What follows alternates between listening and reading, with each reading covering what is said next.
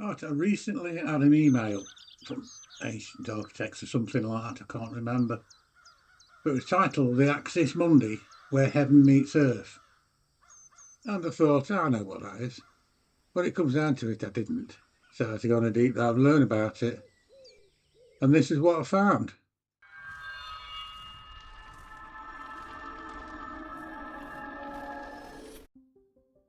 Now, what do these four pictures have in common?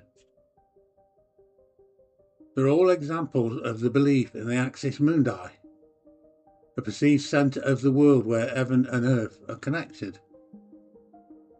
Now, since ancient times, many cultures have held the view of their homeland as a centre of the world, because basically it was the centre of their known universe. Similar to the ancient Egyptians, they saw their land as a centre of the world, a land which was ruled by order, while everywhere else was chaos. But many people think this could be the truth, as the Great Pyramid is said to be at the centre of the Earth, or the Earth's landmass.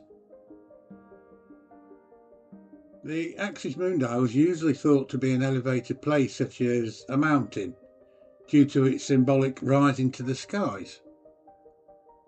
Places like Mount Meru in India and Mount Kailash in Tibet are both regarded as the Axis Mundi, due to the perceived closeness between heaven, earth and these mountains. Interestingly, many maps from the Middle Ages place Jerusalem at the centre of the earth, where heaven and earth meet. And the ancient Greeks were of the belief that the earth's navel existed at several places, most notably Delphi, but also Mount Olympus as a dwelling place of the gods. But in addition, I think they also believed in a cosmic world tree.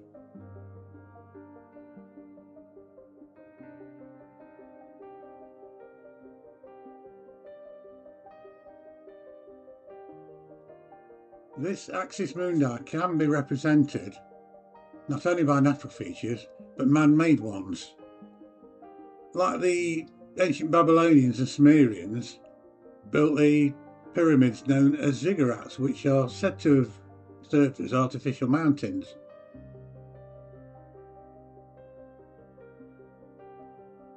And sometimes it gets confusing. The Axis Mundi could be a natural feature but represented in a man-made one.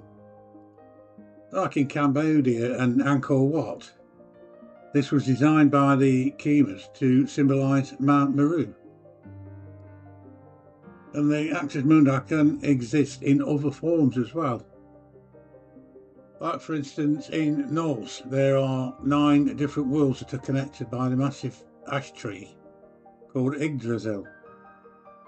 And in some shamanistic beliefs it's perceived as a vertical pathway or cosmic pillar that connects 3 levels of existence: the underworld, middle world and the upper world.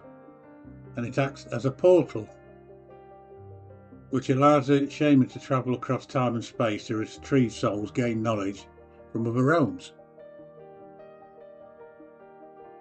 Also, human beings are viewed as living Axis Mundi in some traditions. According to the chakra system in Hindu and Buddhism, the human body is treated as a pole or pillar between heaven and earth. The body is believed to be a temple, and human beings are thought to be able to transcend their earthly existence through meditation and prayer. Now, this can also be seen in Leonardo da Vinci's Vitruvian Man, is it? Also in the practice of yoga and Tai Chi.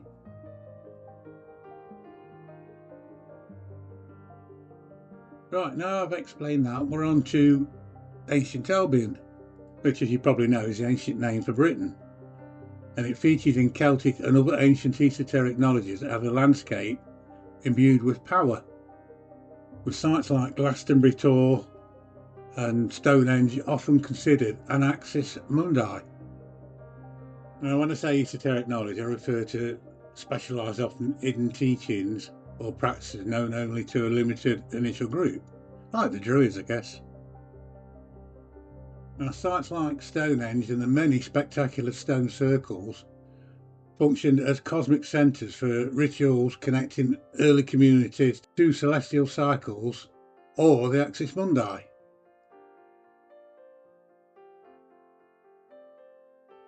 Albion is often perceived as a legendary, often isolated land, and it's been depicted as a sacred or magical fog-shrouded and otherworldly realm that exists in a different time, usually associated with Arthurian traditions, protective magical figures.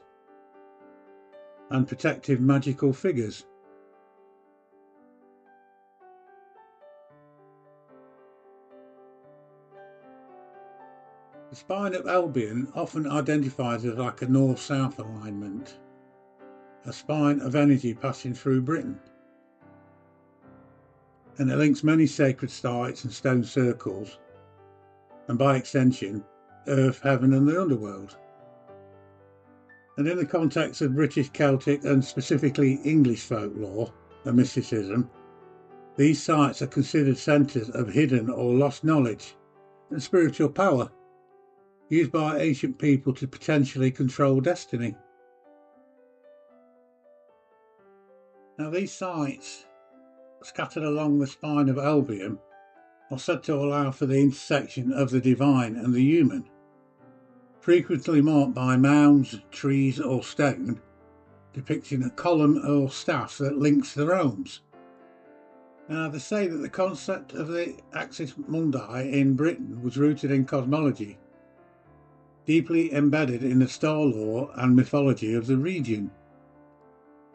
I don't know, proving to me that these ancient ancestors of ours knew a lot more than we give them credit for.